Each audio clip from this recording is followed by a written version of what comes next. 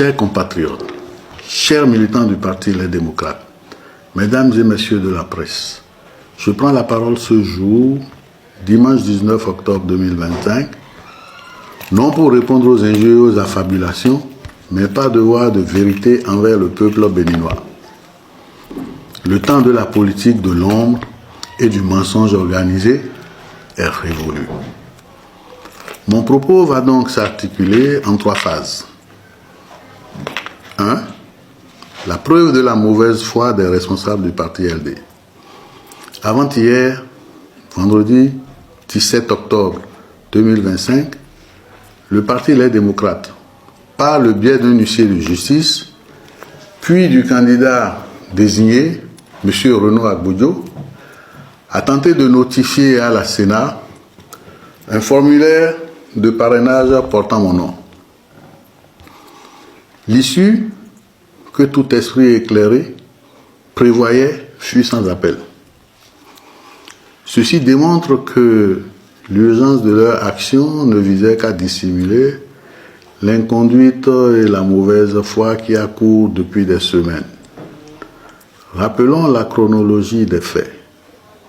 À la date du 2 septembre dernier, alors qu'il n'y avait aucun consensus et aucun débat ouvert sur la désignation du candidat au sein du parti, ma fiche de parrainage a été remplie au nom de Maître Renaud Agboudjo. Comprenez-vous la gravité de cet acte, mes chers compatriotes? Sans mon avis, sans mon consentement, on a rempli la fiche. Cela confirme que la direction du parti avait tout planifié pour que Maître Agboudjo soit in fine désigné, justifiant a posteriori une démarche frauduleuse. Plus grave encore, non seulement ce parrainage n'est plus valide, mais il a été purement et simplement falsifié à dessein. Je le dis publiquement. Aujourd'hui, tous les éléments sont réunis et me fonderaient légitimement à déposer plainte pour falsification de documents. Faux et usage de faux contre les prétendus bénéficiaires, c'est-à-dire M. Agboudjo et M. Lodjou, ainsi que contre le président du parti lui-même. Néanmoins, je ferai preuve de retenue et d'indulgence cette fois-ci. J'estime que le parti Les Démocrates a déjà suffisamment de problèmes pour lui en rajouter celui de l'exposition devant l'opinion nationale et les tribunaux. Des inconvéniences notoires de quelques-uns de ces cadres. De plus, avec eux, au fond, j'ai toujours entretenu des relations courtoises et respectueuses qui se passeraient bien de cet ultime supplice. 2. Contre les dérives du leadership. Je suis un homme de principe et d'idéal politique. Têtu pour certains, je suis prêt à me battre jusqu'au bout pour défendre mes convictions. Et dans le cas d'espèce, l'idée que je me fais de la justice en politique. J'entends les chuchotements, j'entends les insinuations ridicules selon lesquelles j'aurais pactisé avec Patrice Talon. Mais laissez-moi être clair. Je n'ai jamais rencontré Patrice Talon si ce n'est dans les manifestations officielles.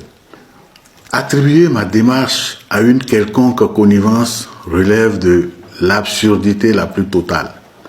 Cette attitude n'est que le déni de nos responsables qui refusent une fois encore de se regarder dans le miroir pour apercevoir leurs égarements et leurs propres fautes. Mon combat est pour la démocratie interne. Mon combat est pour notre idéal démocratique. Pour cette raison, je ne pouvais cautionner les logiques exclusionnistes du président Boni Yayi, que j'aime bien au passage, ni ses méthodes de gouvernance rétrograde qui asphyxient l'expression démocratique au sein de notre formation politique. Mon appréhension sur ce processus de désignation ne date pas d'hier. J'ai toujours milité et c'est un secret de polichinelle. Pour le président Éric Mounété, un homme dont la légitimité au sein du parti est incontestable. Aujourd'hui, On nous impose finalement mon frère Renaud Agbodio. Je n'ai rien contre lui. Avec vous seul critère qu'il est de Savère et neveu de Boni Yahi. Aucun critère objectif de mérite ou de consultation réelle ne justifie ce choix si ce n'est le simulacre de commission aux ordres, je dis bien aux ordres, qui a été mis sur pied et téléguidé par le président Boni Yahi lui-même. Je ne fais que dire à haute voix ce que la majorité des députés, les démocrates, pensent dans le secret de leurs réflexions sur la gestion du parti. Permettez-moi une dernière observation, mes chers compatriotes, sur mon jeune frère, Maître Renaud Agbodio. C'est amusé et consterné que j'ai pris acte de sa sortie hier, en date du samedi 18 octobre, durant laquelle il s'est permis d'insinuer que j'aurais disparu et qu'à ce jour, personne n'a vu Sodino Michel. Comment peut-il s'aventurer sur un terrain aussi glissant quand il sait pertinemment que, malgré mon silence, j'ai continué de vaquer à mes occupations habituelles à mon domicile, que je suis allé retirer en personne ma seconde fiche de parrainage à la Sénat, quand il sait que j'ai rendu publique ma déclaration du jeudi 16 octobre 2025, qui soit dit en passant a inspiré le lendemain une contrefaçon à laquelle je ne m'associe pas. Comment peut-il à ce point se méprendre sur la vérité des faits? Lui qui sait que plusieurs cadres du parti, y compris notre aîné Saka Fikara, se sont rendus à mon domicile pour me rencontrer. Sans compter que d'autres, y compris lui-même, sont constamment restés en contact avec moi par téléphone ces derniers jours. Il suffit de consulter l'historique de nos conversations sur les applications de messagerie instantanée pour en avoir le cœur net. Mes chers compatriotes, voilà l'illustration parfaite des inconséquences de mon jeune frère.